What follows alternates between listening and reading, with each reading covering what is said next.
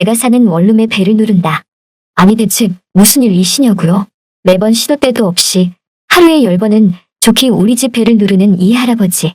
바로 내가 사는 이 원룸의 주인 할아버지랍니다. 저는 나이 40살의 돌싱으로 돌아왔어요. 뒤늦은 37살 나이에 중매로 만난 사람과 결혼을 했지만 역시 중매로 만나서 그런지 깊게 사랑하지 못했고 오랜 결혼 생활을 이어나갈 수 없었답니다.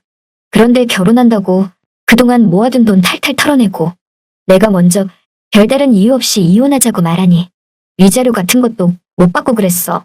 하는 수 없이 이 원룸으로 이사와서 저녁에 잠깐 요업 식당에서 설거지 알바를 하고 있는 실정이랍니다. 원룸은 좀 낡았지만 그래도 괜찮았어요. 일단 풀옵션으로 전자레인지며 냉장고며 에어컨이며 일단 필요한 가전제품은 모두 다 있었으니까요. 그리고 월세도 다른 곳에 비해서 조금은 낮은 편이었으니 저 같은 사람에게 이 원룸은 딱 안성맞춤이었고 어딜 나가도 이런 원룸을 이 근처에서는 찾을 수 없었으니 정말 집주인 할아버지에게 잘 보여야겠다는 생각이 조금은 들었답니다. 그런데 이 할아버지 해도 너무한 것 같아요. 아무래도 제가 저녁에 일 나가다 보니 아침과 낮에는 통상 집에 머무는데 아니 시도 때도 없이 왜 이렇게 벨을 누르는지. 그래서 나가보면 고작 한다는 소리가 계단 청소했으니까 미끄러우니 조심하라는 둥. 오늘 오후 2시에 301호 수리하니까 시끄러울 수 있다는 둥. 이런 말은 그래도 양반이에요.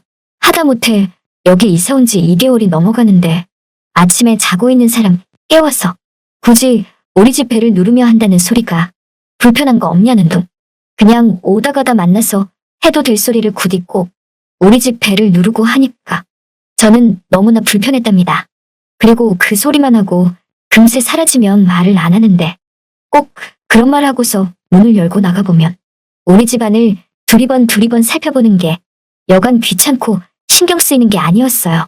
그래서 정말 한 번은 마음 먹고 부탁이니까 벨 좀 그만 누르셨으면 좋겠다고 말하고 싶었지만 막상 또 그 말하려고 하면 입에서 안 나오니 약간의 스트레스가 쌓여 있었답니다.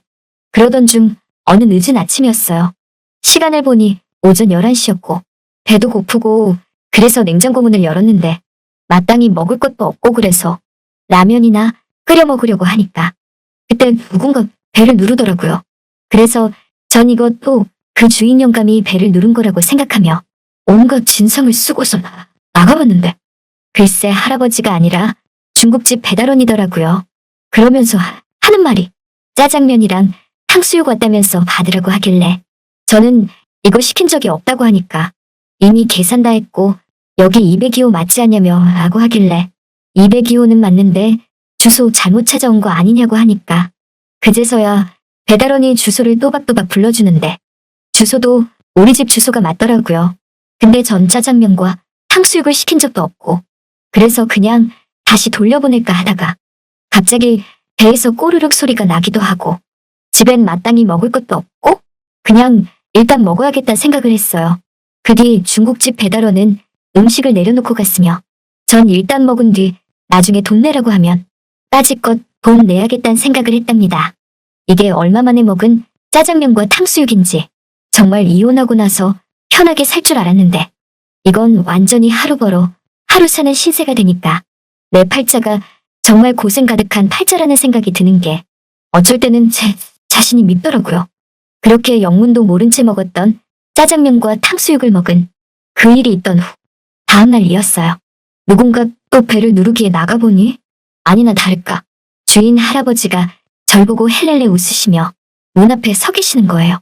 그래서 제가 아니 무슨 일이시냐고 하니까 그저께 저녁에 벨을 몇 번 눌러도 인기척이 없길래 하는 수 없이 마스터키로 문을 열고 제가 없는 틈을 타 원룸 안으로 들어왔다고 하더라고요. 그래서 여자 혼자 사는 집에 왜 들어왔냐고 따지듯이 말하니까 화내지 말고 잘 들어보라며 화장실 수도공사가 잡혀있는데 확인차 잠깐 들어가 본 것이라고 하더라고요. 아무튼 어이가 없었어요. 여자 혼자 사는 방에 몰래 들어와서 나갔다는 것도 소름 돋고 그리고 마음만 먹으면 마스터키로 문을 열고 들어올 수 있다는 것에 또 한 번 소름이 돋았죠.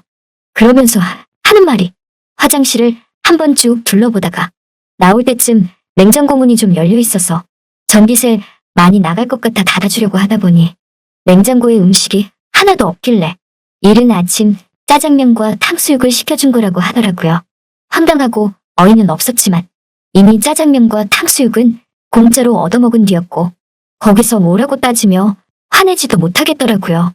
그래서 함부로 집 안으로 들어온 것 때문에 앞서 언성을 높였던 모습과는 반대로 감사하게 잘 먹었다고 머리를 숙이니 흐뭇하게 웃으시는 게 왜 이렇게 능글맞아 보이시는지 꼭 무슨 흑심이 있다고나 할까?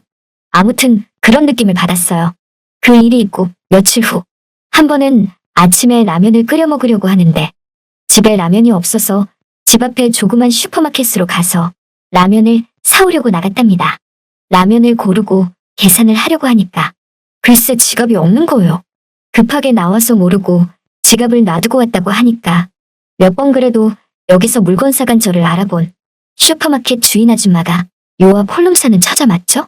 라고 하길래 맞다고 하니까 그냥 외상으로 가져가라고 하더군요. 그래서 감사하다고 말하려고 하는데 갑자기 뜬금없이 그 아줌마가 저한테 아가씨 잘해봐 라고 하는데 뭘 잘해보란 소린지 몰라서 모르니 그 집 할아버지 나이는 들었어도 자식들 하나 없고 마누라도 없고 오직 돈만 있는 영감이라면서? 아가씨 보니까 힘들게 이합식당에서 설거지 하던데 그래도 그 할아버지한테 잘 보이면 또 아냐고 하며 안 사람이 돼서 돈 펑펑 쓰고 살지 라고 하니까 정말 황당하고 어이가 없어서 그런 소리 하지 말라고 하며 라면 봉지를 들고 아줌마를 째려본 후 밖으로 나왔답니다. 돌아와서 냄비에 라면물을 올리고 라면을 끓여 먹으려고 하는데 이른 아침부터 라면을 끓여 먹는 내 신세가 왜 이렇게 처량해 보이던지 그때 문득 아까 슈퍼마켓 아줌마가 한 소리가 생각났어요. 어차피 결혼도 한번 실패했겠다. 나라고 뭐 이제 와서 돈 많은 남자 만나. 사모님 소리 못 들을 이유 없지 않냐며 보아하니 그 주인 할아버지 매번 우리 집 찾아와서 벨 누르고 나한테 관심이 많은 것 같은데 이참에 나도 한번 적극적으로 나가봐야겠다는 생각이 들었거든요. 그렇게 마음을 먹고 그 다음날 아침 여지없이 벨을 누르더라고요.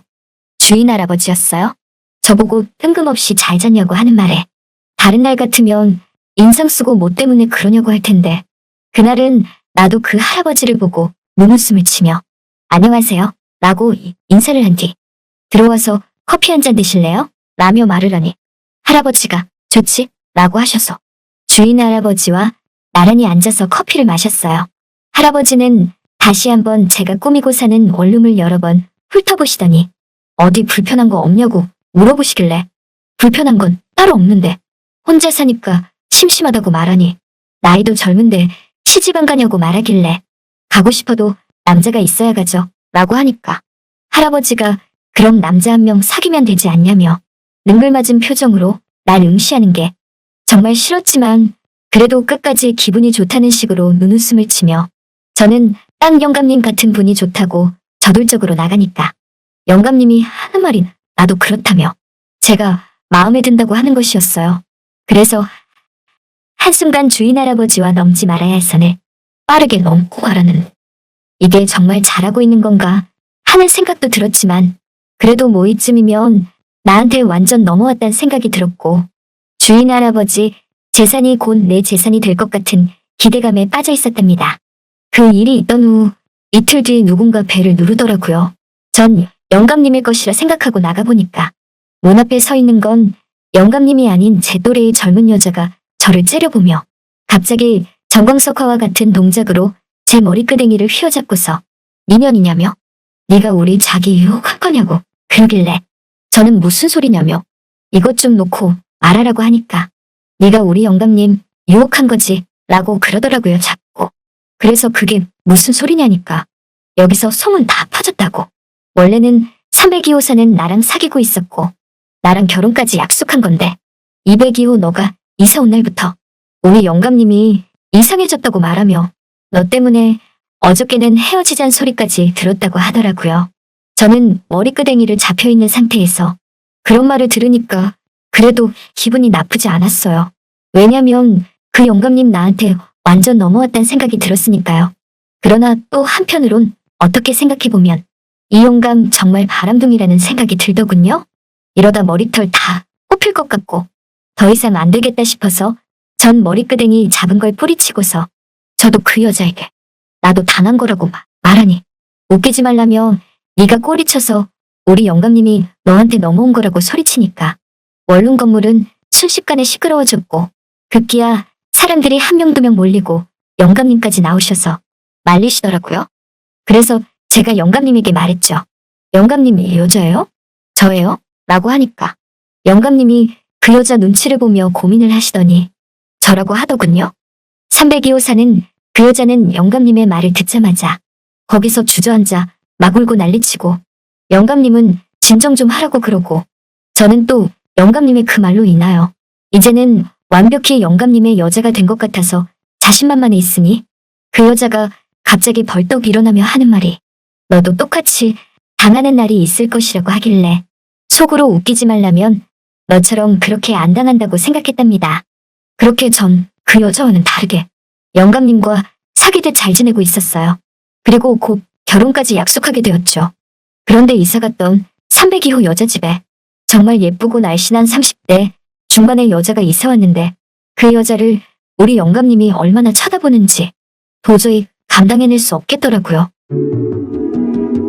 아니나 다를까 영감님은 저를 찾는 날이 조금씩 줄어들었고 새로 이사온 302호 여자랑 눈이 맞은 건지 그 여자랑 히덕거리는 걸 많이 목격했죠.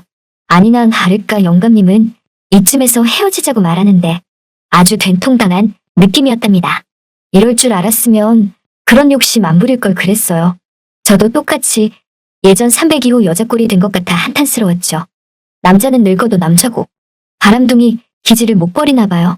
능글맞은 그 영감 저보다 더 어린 연기랑 만나면서 아주 좋아 죽으려고 그러는데 그제서야 환상이 깨지듯 내가 미쳤었구나 하는 생각이 들더라고요. 지금이라도 그 영감이랑 헤어지길 잘했다는 생각이 드네요. 제가 돈에 눈이 멀어 콩깍지가 제대로 씌인 건데 누굴 탓하겠어요. 지금이라도 정신 똑바로 잡고 몸과 마음 건강한 사람을 만나야겠단 생각이 든답니다.